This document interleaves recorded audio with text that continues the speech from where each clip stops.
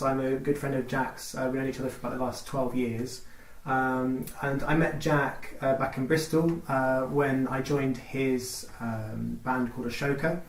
And Jack was very much the band leader in that band. He wrote a lot of compositions and was really, it was a fusion band. So Jack was really playing a lot in the sort of Indian style, sort of rock guitar. And so yeah, I've known Jack for years. We haven't played in Ashoka together for a long time now. Long time, yeah. But the reason why I wanted to do this video is actually my suggestion to Jack, because a few years ago, Jack seemed to be embarking on a kind of a new wave in his guitar playing, trying to learn a load of new techniques, and really trying to sort of push in a certain direction. And I'm aware that he's been working on that for a few years, and I came to see Jack a few weeks ago, and it was really obvious to me that a lot of what he'd been working on had really come to fruition, because he really had the facility that he was going for and the aesthetic that he'd been going for a long time.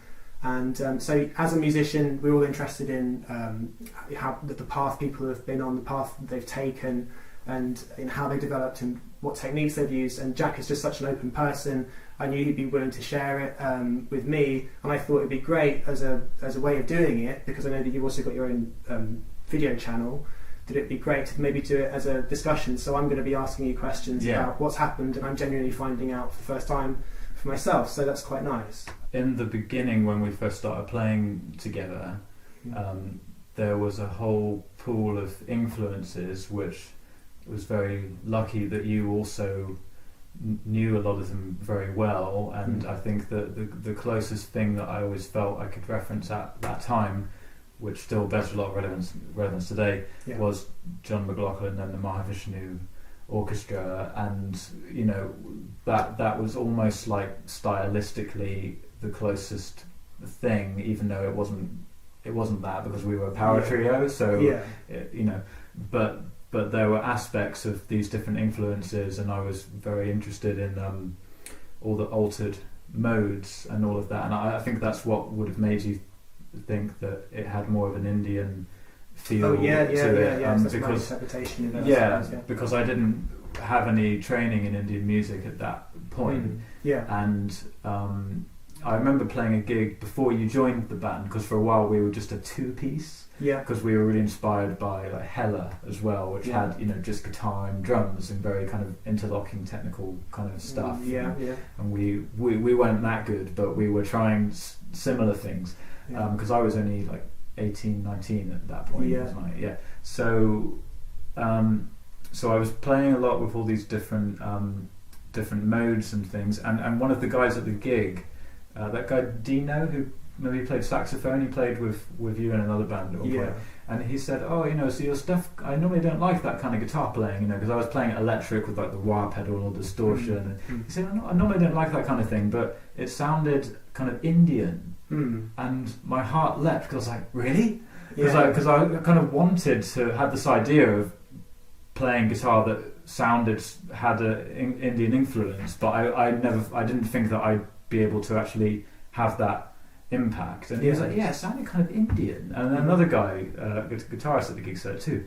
I was like, oh wow, that's really interesting. Maybe I could actually try that. But I didn't have technical any technical training with that, and the whole way of playing was kind of just go for it and just see what you can get out of it. And then what you've said about myself trying different techniques, in the last couple of years, as I've actually, becoming a father, I've had sort of less time to play, so I've become a lot more intent on trying to maximize what I'm doing and trying to, just being tired of having technical restraints. And of course we all have technical restraints, but you have certain technical restraints which actually are with you year after year after year. And I just got so tired of that, of a particular problem I was having, that I just was endlessly looking for answers. So you hit a wall basically with your plateau, whatever you want to call it, but you were aware of what the limiting factor was. I knew what it was, and I was trying to work out practice methods for it, but it just wasn't quite improving. Okay. So was it more that you understood where you wanted to go, or was it just that you were aware of a limitation? How did it feel at the time? Is it both at the same time? Did you know specifically you wanted to move towards Indian music, or? Well, I always knew I wanted to move towards Indian music, and I mean the concept of learning that music and learning the melodic structures and the rhythmic structures and the phrasing, the aspects of phrasing, that was never so much of an issue. It was, to be really precise, it was a problem with certain picking combinations. Okay. Certain string changes, because I was always more of a legato player, especially at the time we were playing together. Virtually all the fast stuff that I did was really legato. I mean, for a while when I was a teenager I was really into Metallica and stuff, so I could kind of do like tremolo picking, but I never really practiced it to really sync it up with picking every note.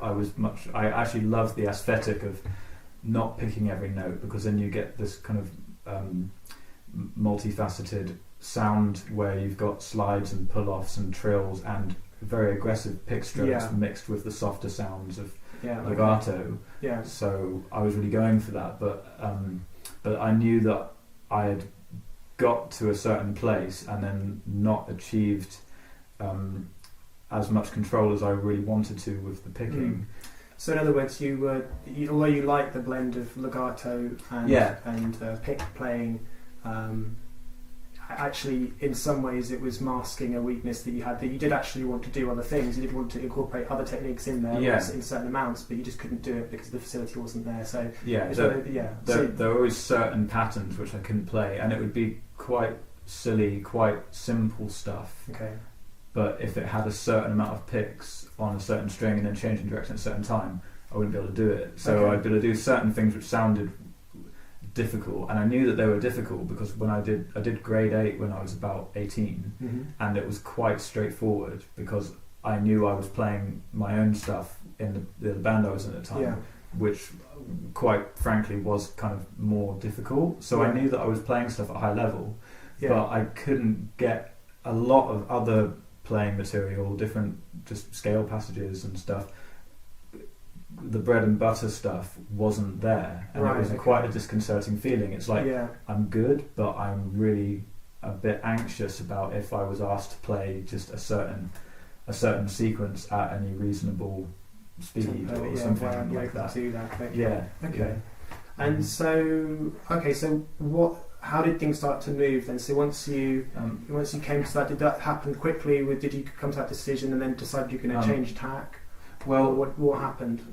Well, once I found out the right information, things did start to improve, and it kind of, to me, it's marked by two different things that happened, and they're actually like years apart. Because the first thing was, for a short period of time, Alex Hutchins joined Ashoka. Alex Hutchins, the big guitar player, because he's also from Bristol. So he joined the band for a bit, and we would sometimes jam together before the band practice. We would say, hey, let's get together and jam a bit, so we figure out what each other are doing a little bit more. So we would jam a little bit, and it was very intimidating because he could do all the sweep picking and all the super fast synchronized lead playing, which I couldn't do. So it was a bit weird kind of being the lead guitarist in a band and kind of being the guy that does the solos, and suddenly another guy comes in who's just got like way more chops than you, and it's like, oh. okay, but so you have to just carry on with your own style and all that kind of stuff, which was great. Which you really encouraged me to do. You said, well, it's okay. You can still just play your own style. But he was saying about picking. He said, well, you need to figure out if you're like an inside or an outside picker. Right. Okay. It's like inside outside, because I knew he knew about economy and stuff, and I say, well, so what is economy picking, and what is inside and outside picking? I didn't know what these things were. And he said, well, outside picking is when you're going on the outside of two strings. Okay. So if you're playing, for example, a D string and a G string, there's any two strings next to each other. You're going down on the D. And then you're going up on the G. So you're essentially going outside the two strings. Okay. So that's outside picking. And then inside picking would be if you did an upstroke on the D and then a down on the G. So then you're moving in between. And he was saying, inside picking is more efficient because you're moving a smaller distance. You're moving this distance. Well, I remember him saying, because if you do outside picking, you got to pick that and then you got to come over that string and then get behind it and then come back and over the next one. So you're kind of going up and down and traveling around it. And I thought, that kind of makes sense. But I realised that right then I was an outside picker because I started to, for the first time, really examine my technique. But before that, I kind of looked at my right hand and I was thinking, I don't know what it's doing, but it knows what it's doing. So certain stuff was just totally there, but I didn't know what it was. So is there a third way? Because I learned with my fingers to start off with, which was a big hindrance for me. And then when I did start learning with the plectrum, I didn't have a teacher, I was self-taught, so I picked up somehow that it's just down, up, down, up, down, up. I don't know where I picked that up from. But so I learned to play everything with a down, up, down, up, down, up pick stroke, or alternating pick stroke. But I imagine is it the case that with inside outside picking it's still alternate? Still alternate picking. It's still alternate. I mean, the thing about you can't really be only an inside or an outside picker unless if you do economy, then all of your string changes end up actually being inside. I won't go into that now because it's a bit of a I'd have to lay the whole thing out. And I can't really do economy picking, so it's a bit silly for me to be trying to display it. But with the inside and outside, I mean that gets turned on its head as soon as you do uneven numbers. So if you're doing even numbers, 2 notes per string or 4 notes per string, then you keep the same orientation with the pick. So inside picking, if you say I'm an inside or an outside picker, it's more gravitates towards your preference. You prefer that. So I thought about that, and then I realised, so the reason I can't play what I need to play is because I need to balance the inside and outside. I need to be able to do both because I knew that the stuff I wanted to play was using lots of varied string shape, string patterns, and that kind of thing. So I used to do an exercise that was, just to let you know, this wasn't enough information. I didn't figure it out from this, but I knew what my weakness was and knew something I had to figure out. So I used to do an exercise which was like, which is just playing, one note and then 2 notes. So first, so you would go down, up, down, and then an up, down, up. So because it's a binary pattern, up and down, 2, one or the other against a pattern of 3s, you end up going down, up, down, up, down. So I thought both ways. So I thought, okay, well that must be worth practicing because then I'm doing both inside and outside string changes. So I practiced a lot of that, and it got a bit better. And I could, at a certain speed, I could play those, but I couldn't get it up to the speed of doing my regular kind of lead work. So I had these 2 different modes. It was like at a certain pace, I felt like I was a well-rounded player. But at the faster pace, it was just only kind of half that stuff worked. I see. So this went on for ages, and I kept on trying different things, and so because at this age I was like 20, 21, Right. And just kept on working at it, and kind of just let it go at some point, and then would maybe pick it up again, but it never really worked. Yeah, okay.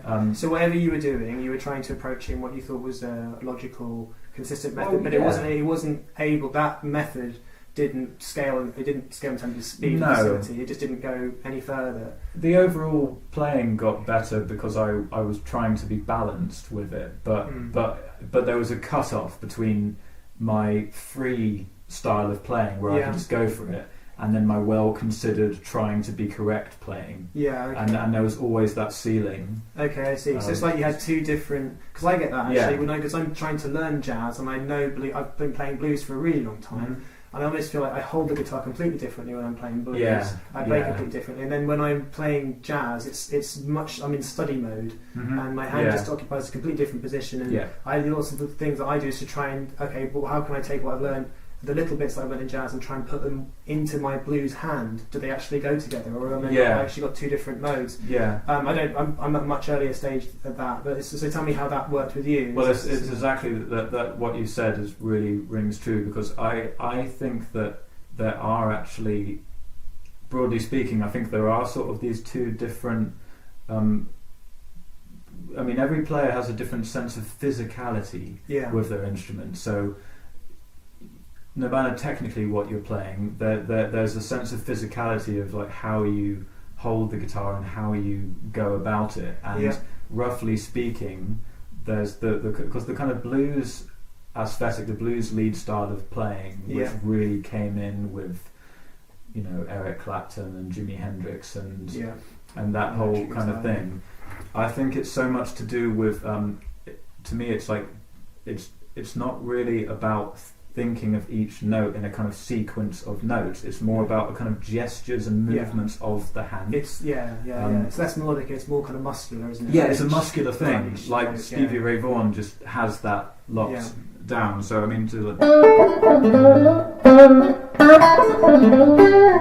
so those kind of things. It's you don't really. That kind of thing. No one can really notate that particularly well, or it's a bit of a waste of time even trying to learn that stuff from tab.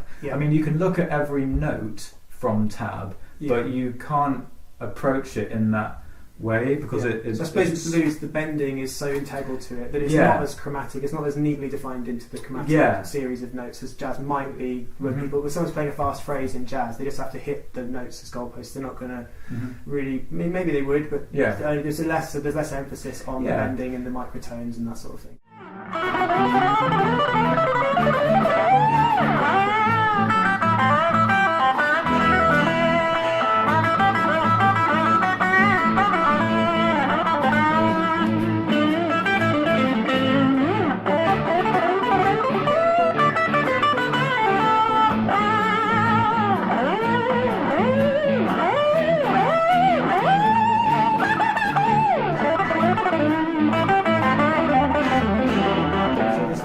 Of the very instinctive style of playing, which is really based around the kind of nuances and the physicality of the hand, and then the other way of playing things in a kind of what one finger per fret, in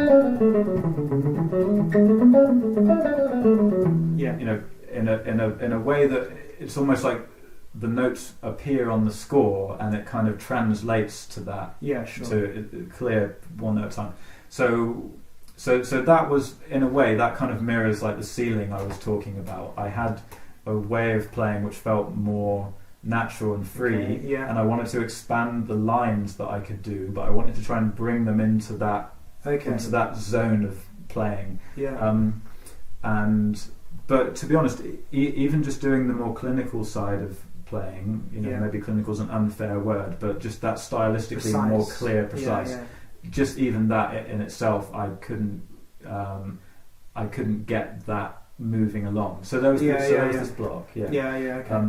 So what solved the question was basically what solved it for loads of people recently in the past few years, and it's the Cracking the Code series with Troy Grady, basically, and loads of people are all talking about it. So but it was really crazy seeing it, because it got to the point where I was really just like searching on the internet, like, you know, how does this guy pick? How does it really work? Yeah, you know, yeah. I was just looking for answers, and when I saw his videos, I just couldn't believe it, because I was like, wow, that is literally the problem I've been trying to work out for all this time. Yeah, okay. And there it was, as if it could have been so made what for was me. different about Troy's approach compared to the approach you've been using, and what you thought was the right way, in inverted commas, of approaching the problem, or the pathway that you're on?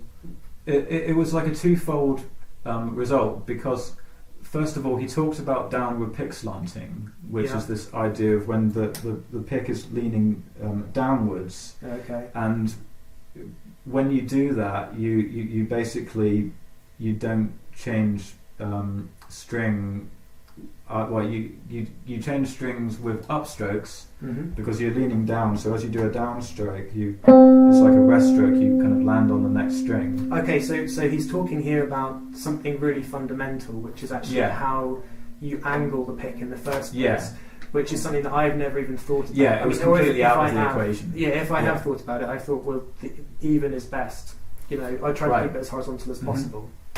But he's actually, did he recommend down slanting, or is that what it's called, down slanting? Yeah, downward pick slanting. Well, the great thing is that he doesn't really recommend anything, because he shows you so many different contrasting techniques, but he does it by example of, you know, check out how this player does it, check out this player does it, and there's an element of like just celebrating all of the techniques, and just saying, look how this guy's doing it, doesn't it work well?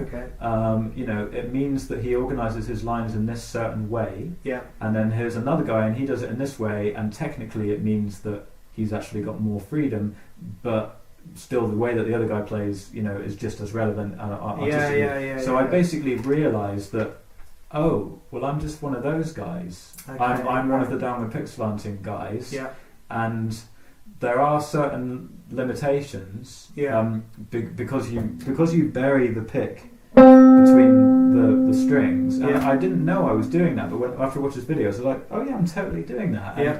Well, because you bury it, then you can do a string change up. So you can do like a kind of sweep. Little sweep upwards, which I always found really natural, but you can't go to a lower string from there using an upstroke, and that's the inside picking. That's precisely the inside picking motion, which Alex was talking about, which he thought was so great, which I just couldn't do. And it's actually because your hand's set up in a different way to start off with, and that's going to mean it's just so much more difficult for you to do that if you wanted to. Because I was completely making it virtually impossible for that to happen, and doing it in the kind of well-behaved mode, where basically you don't do any pick slanting, you keep it more even. That means that you're never leaning away from the string change that you're trying to do.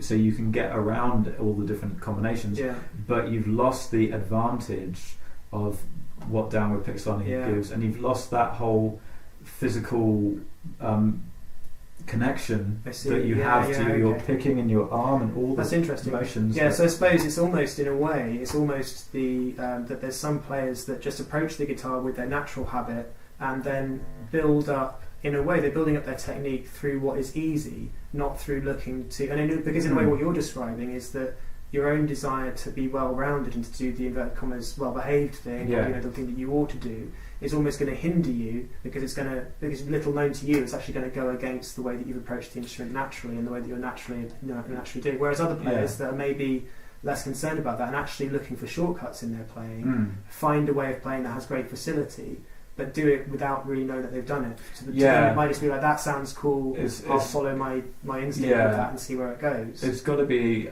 an intuitive thing, because you need to. I mean, what I think it really is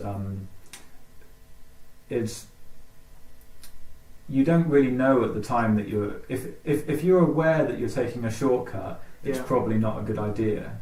I could be wrong, but if I think this whole process of I should have used the word shortcut. But it's good, because taking the path of least resistance. That's a good one. But it's good that you said that, because a lot of people might think that that's the takeaway.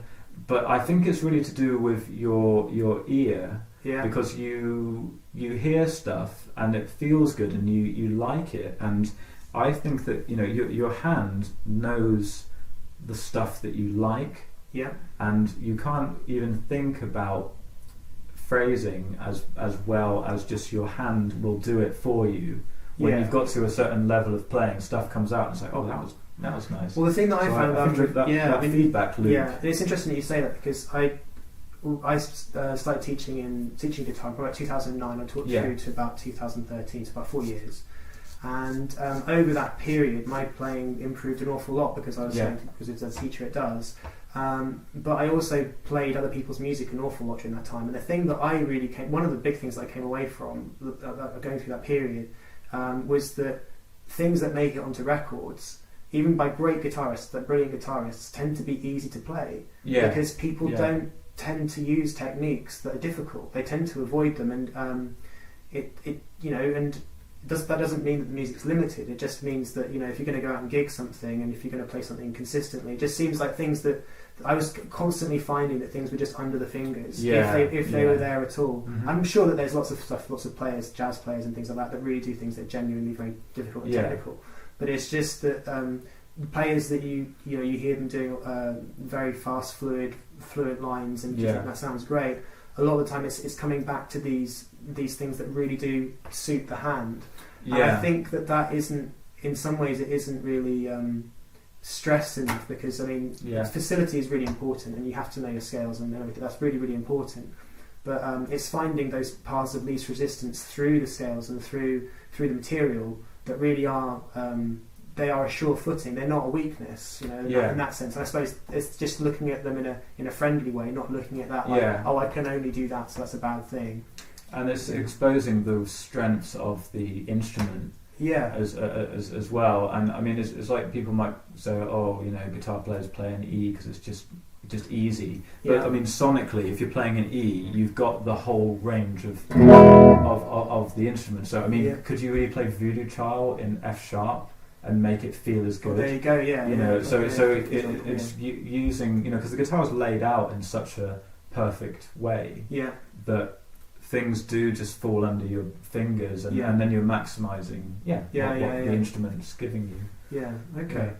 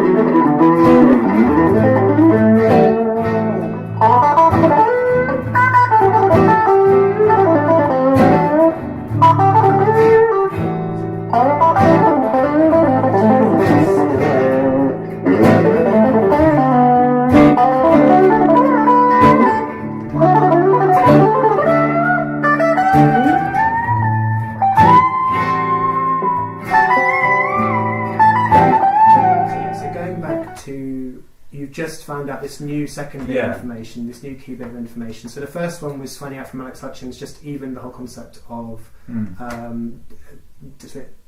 outside and inside picking. And so now you've found a new resource which is actually looking into things that you hadn't actually considered to do with how you're holding the pick. Troy Grady's method. And so, okay. So what happens next then? What happened?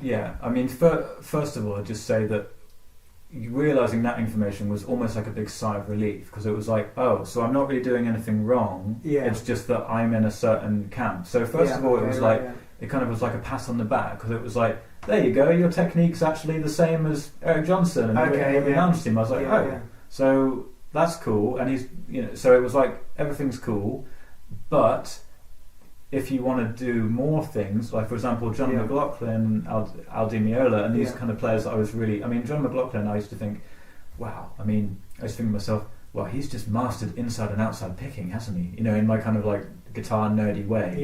Wow, he's mastered that. So the next thing that Troy Grady went on to talk about was the upward pick slanting, which is the reverse of downward was upward. So that basically just changed the pick strokes that would work for you and ones that wouldn't work so well. And then it was basically two-way pick slanting. Two-way pick. So does that move between each way? Yeah, you angle your hand as you do it, and so that third way it's not like level. It's actually both. Yeah, it's actually both. Yeah. So when I saw the video on that, I thought, oh God, well, how am I going to learn to do that? Because I can see how it works. I was just like eating up the videos and all the ideas. So I very quickly kind of understood when you would do it and why you would do it. But I thought, oh God, well, that's going to take so much practice for that to become embedded, because I've been doing this for so long. And it's going to go against the grain. And is that really you and all these different things? Yeah, I just thought, well, how am I going to be able to do it without just... Because without having hours and hours to practice it every day. So I thought to myself, well, I'll just try it. So then I would do the whole threes thing again, but I would just go doing because for there you have to go, because I know the pick slant that gets me is the upstroke on the way up towards you. So I knew that if I just went on like a G string, for example, down, up, down, and then an up on the D, then I would have to change my pick slant. So you can see my hand moving and changing the angle. So now that's upward. And I would make sure that it was really a proper upward slant, because I if I was landing on the next string below me, then I knew that I was actually doing it. I wasn't just sort of doing it. So you tried to exaggerate the movement. I knew I had to make sure I was really changing the angle and not just kind of like thinking that I was. So I always try to focus on just, if I can practice the small amount of thing where I have to keep on doing the difficult thing over and over again. So I don't just do it once every kind of 8 notes. I'll do it I'll do it every 3 so rather notes. Than having a scale where there's one difficult part in it, you thought, like, I'm going to take the very difficult part and I'm just and I'll keep doing that. So I get more bang for my buck for my practice time. Pretty much. And then of course you have to expand it out again, because it has to you have to then incorporate into an overall flow. But you can go right to the button, and it does. I found it worked. So so basically, I would just do that a lot. And doing it very kind of consciously, and then after a few months of not actually practicing it that much, but just thinking about it and just doing it occasionally, then I was just looking down one day and playing something, and it just came out easier, and something that I knew had odd combinations of pick strokes, and it just came out easier, and I thought, oh, and then I looked at myself and I was kind of doing it faster and not thinking about it. And then it was just happening. The two-way pick slanting thing just started to come out. And I still can't do it as fast as I can do my straight downward pick slanting. So you've been doing these exercises, with a limited amount of attention, but you've been doing them consistently for a period of time. I go through phases. It's over the last sort of 2 years or so, and I go through phases of working on them, and then I just forget about it for a while, because I'm just more concerned with just playing. But I go through a technical phase where I'll work on it a bit more, and it kind of gradually gets better and better, and it's still not anywhere near on a par with just the pure downward, my natural approach. Right. But it does come in occasionally, and it helps me to just have more variety. Great. Okay, and so in tandem with this, with all the picking skills that you've been working on, there's also, how does this fit around the knowledge of Indian music that you've been developing, and the raags and the scales and things like that? And are the two linked in terms of time that you start working on both, or is it two different strands of your playing that are kind of?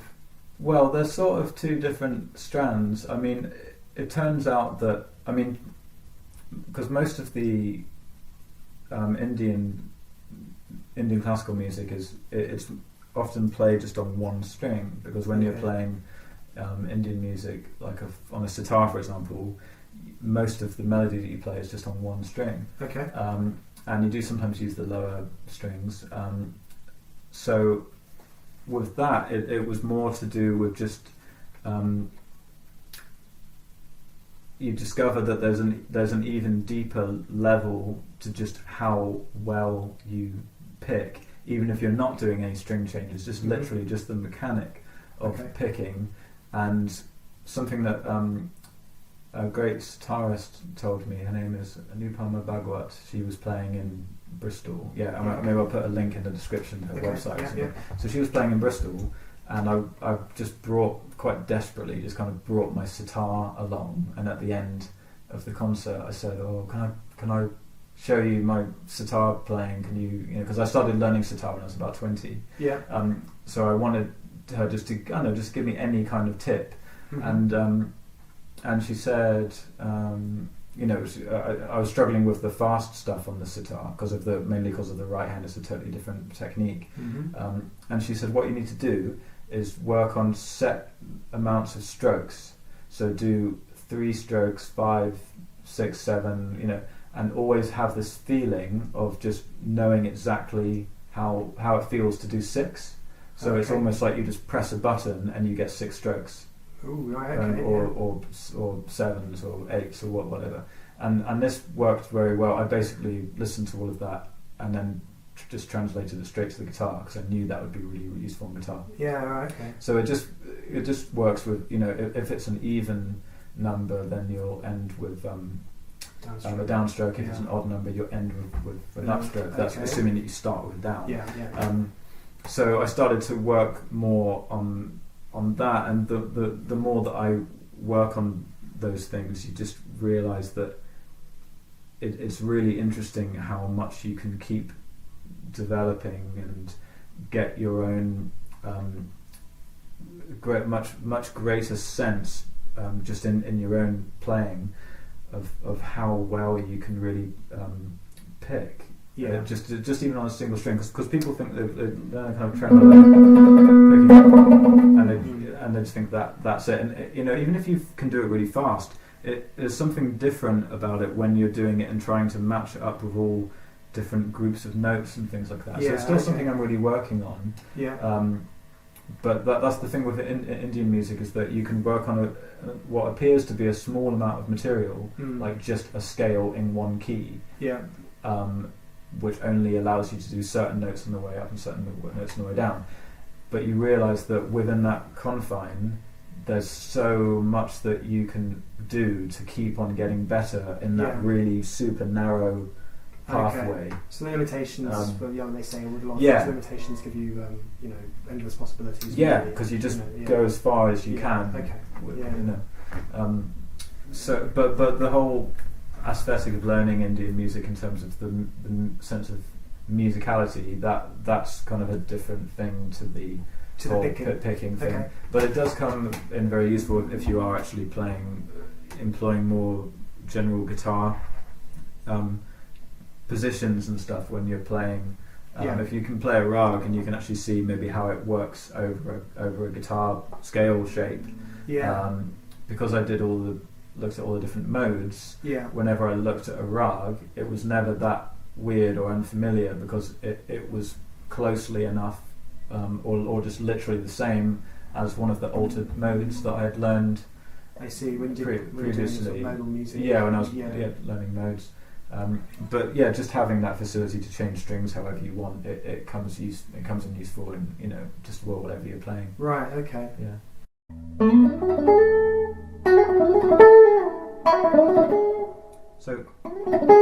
So this. So can we hear it? Yeah. Can we hear a root note? Oh, sorry. Yeah. Drones. Yeah. Let's try again. So when I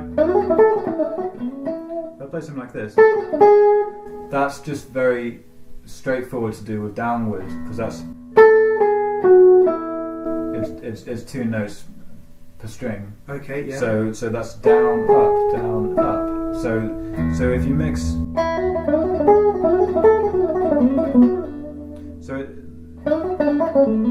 and then you can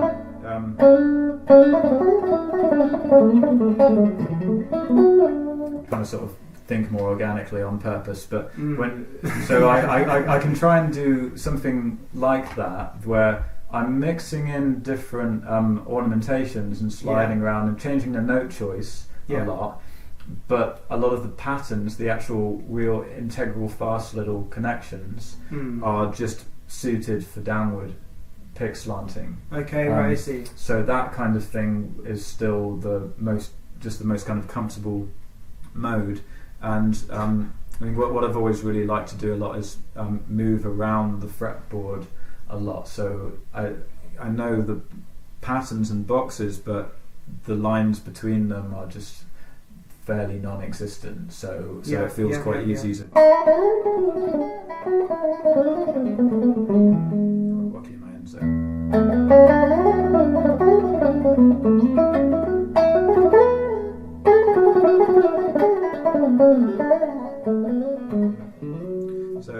So in this. So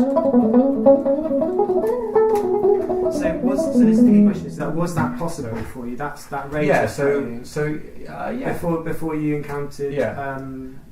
Troy. The Troy Grady thing. Yeah. I mean, it's better and it's clearer now, because when you called me up the other week and said, I really think your technique's got a lot better, we should do some stuff. I was kind of a bit surprised, because I wasn't really the occasion you were referencing that you saw me and thought I'd got better. I wasn't really actually playing anything that I couldn't really play so much before. Yeah. But this is what I was saying about your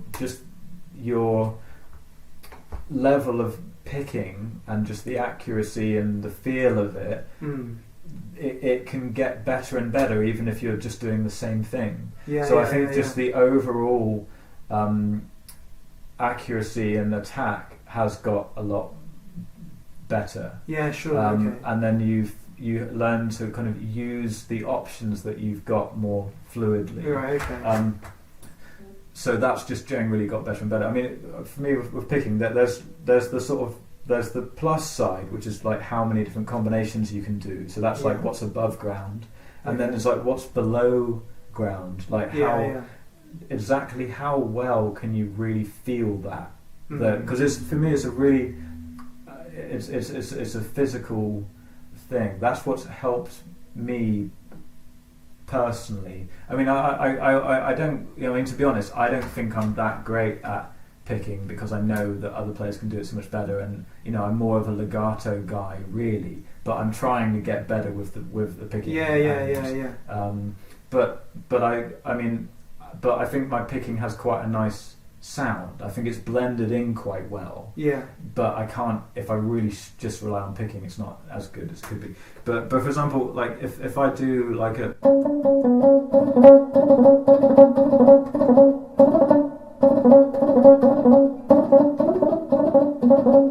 So that's just on one string. But I couldn't do that as well in the previous years. No, and I think that maybe you don't realise how those little details are actually infused into what you're doing now. Yeah. So in a way that I pick up on, because I'm just hearing this kind of rapid fire with the hitting every single note.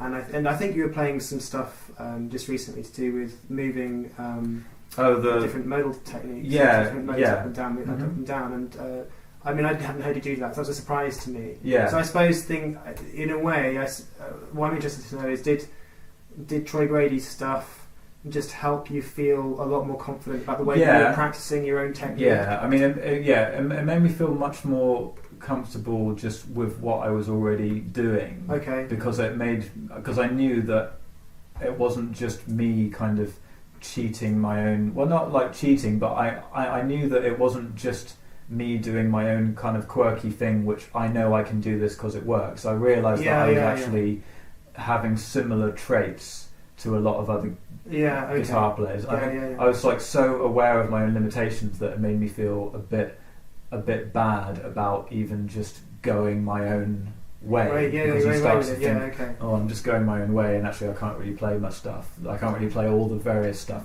Yeah. So yeah, it really helped that. And but I have practiced a lot of just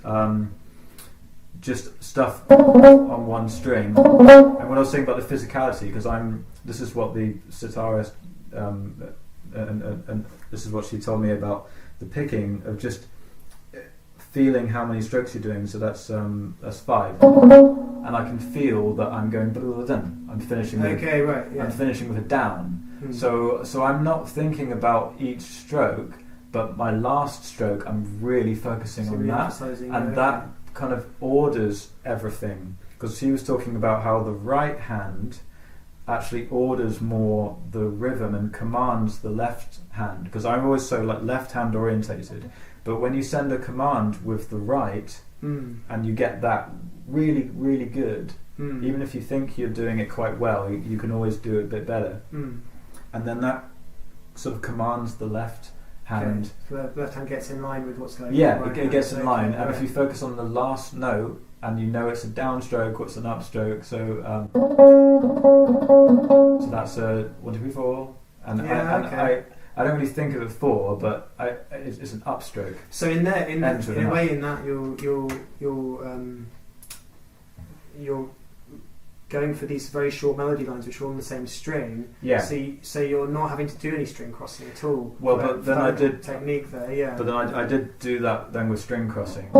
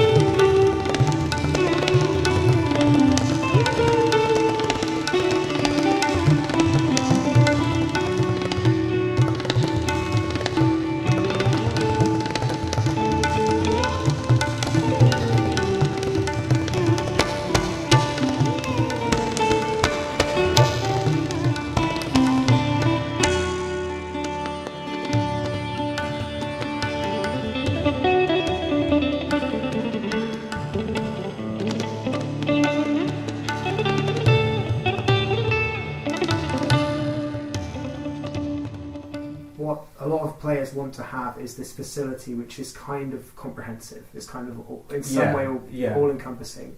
And what do you think you've learned about that in terms of whether that's a viable goal, whether it's a worthy goal, whether it's actually there or not, and if it is there, what is your advice for people that are trying to move towards that also? What would you say is what you've learned from your experience on that topic?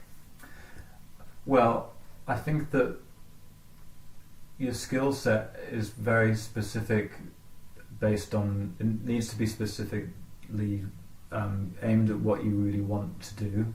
Yeah.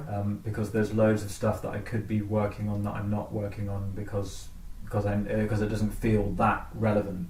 Yeah. To me. So that's the main thing in the beginning, that it's really good to have a sense of what you want to do. Yeah. And if there's a player that you really like, or a couple of players, then it's great to maybe find out about their technique and try and target learning about those techniques, and try to, if you can, it's quite difficult, but try to examine what you are doing yourself and see what your leanings already are, because it might be that you already have a natural approach. I mean, quite a few of one or two of my students who are, have signs of being able to develop into really good players, already have they're naturally doing two-way pick slanting. Okay. And I, because people do it naturally, and Troy Grady worked it out by kind of filming them and figuring out they were doing it. And then it turns out that we can learn it as well. But some of my students they're already doing that. So sometimes you might find that you've already got the makings of a technique, and that if you know what it is, then you can really push it further. Some people might not like to actually know what they're doing, and I didn't want to know what I was doing for quite a long time until I realised that something was stopping me from going as far as I wanted to go. So find out what other players that you really like, and make sure it's the people that you like. Don't get too hung up on trying to be as good as Eddie Van Halen at tapping. If you don't really like the sound of it that much, don't be afraid to kind of pick certain players that you like, and then examine your own technique as much as you can. You can maybe film yourself and slow it down. What if you find out that the way that you play and the way that your idol plays, if you actually, because the thing is, I think what we're getting from this conversation is that it isn't just technique in terms of what notes it's not they just play. Technique. It's the technique of actually how they hold their hands. It's that specific. So I suppose that's watching videos of your favourite players, actually looking at their hand, not just listening to the records. Even what if you find out that your favourite player holds his pick slightly different to how you hold it, or it's a different approach? Probably not a problem. It's probably not a problem. I mean, it's worth checking out what they're doing, but it's probably not a problem because, I mean, the good thing about the Troy Grady approach is that he basically lists a couple of different techniques that obviously work really, really well. Certain techniques do help with certain styles. But I mean, there's all kinds of things like pick, grip, and the angle and the motion that you use, whether you pick like that or more from the wrist or from the elbow, and that could be very different. But you could be playing the same kind of player but having a different motion mechanic. So it's problem. So don't worry if you're. I mean, for example, John McLaughlin is completely. I mean, because I thought, he's obviously before YouTube was really much of a thing. I thought, well, he must be like every down, because I used to think every downstroke should be on a downbeat, every up should be on an upbeat, and if you're doing 16ths, it would be like 1E and a 2E in it, because it sounded like that. It sounded like the downbeats were like, because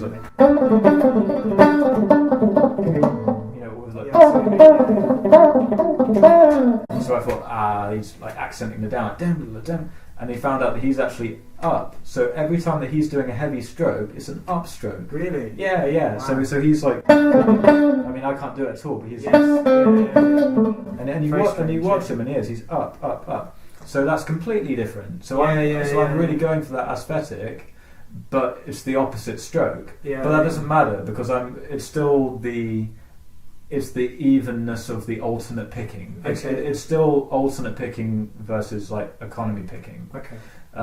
So examining the player and just seeing if there's similarities, and examining your own playing. If you can try to look at what you're doing, that can be really useful. Or having a mirror in front of you can be good. But that's quite difficult because as you slow down, you do it differently.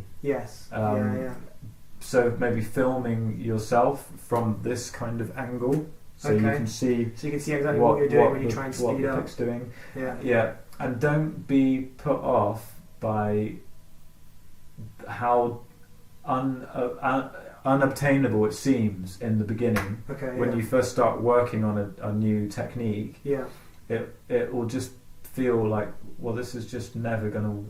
It can feel like, oh, this is just never going to work. And it is a long process. And I mean, if I discovered this when I was younger, when all I did was just play guitar, I probably learned it way quicker. So it's like, exactly. it's taken me longer to really learn it. But I'm seeing progress after years of not actually progressing, even though I was actually kind of working on it. So look for the actual solutions, and now that there are actually answers with like the cracking the code thing, there are actually answers of how you might go about it. Right, great. But also be really open to your ear guide. It's something that you can't really practice on. You can kind of be conscious of it. It's difficult to actually do this.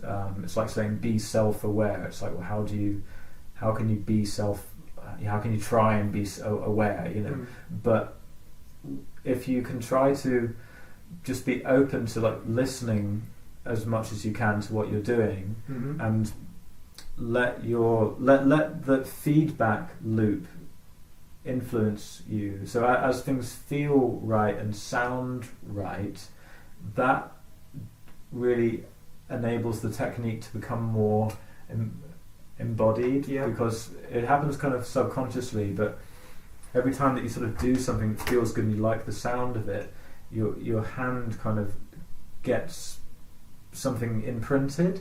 So just like vibrato, for example, or doing bends, you don't really practice that you can, but most people just have their own style of legato, or the way that they bend, or the way they do vibrato.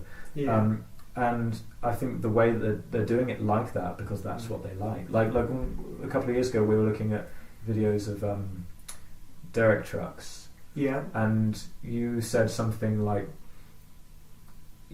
he's got all this technique and the way that he uses a slide and all these kind of things, but you can almost just think of it as, this is what he really likes. This is what turns him on. And he's crafted what he's doing because that's his thing. Oh yeah, that's the thing. I think that's the thing that's really apparent with derrick trucks. I mean, it sounds like a gospel singer when he plays. So it's like everything. He must everything like about his and he must love that. You have to know that though, and then you also know that that's what's so stand out about derrick trucks, is that he seems to have really crafted his technique around what he wants to hear. Exactly what you're saying. And that does make him stand out enormously, actually. Because in a way, he's not being hampered by thinking, I need to have a well-rounded technique because I don't know why, but I have to, because that's what I have to do. So it's an interesting thing to talk about. Is this, what you're saying is that the sound comes first, and actually, if you can maintain that discipline, that will influence the techniques that you actually incorporate and through the feedback. The feedback. The feedback loop. So don't get too hung up on facility for comprehensive facility for its own sake. You just need to embrace the way that you already are moving and the way that your body's already moving, and go with that because that's your strength. Figure out ways that you might need to get around it, and you'll find clues for that, I suppose, in some of the stuff that Troy Grady's done. You can find ways around techniques that you might need to incorporate so that you can get the facility that you need to get where you want. But ultimately, the thing that should be guiding you is your own taste, is what you're saying, and your musical vision. Absolutely, and having a musical kind of goal or purpose for a technique that you're using helps you to orientate it and to put it to good use. Because if you learn a technique just because it's a technique, then you might learn it. But if you learn it because you really want to do something with it, and then you're trying to do something with it, then it sticks more, and you'll get all of the extra nuances on top of that because you know what you're going for, and those nuances are what happen more subconsciously through that feedback process. Okay, so I suppose to finish off, any final comments on this thread for for this particular? Oh no, not really. Session? I mean, you know, we could go on forever. Yeah, but that's probably a fairly rounded really picture. Okay, great. Yeah. All right. Well, thank you everybody for watching. Yeah. Thanks very much.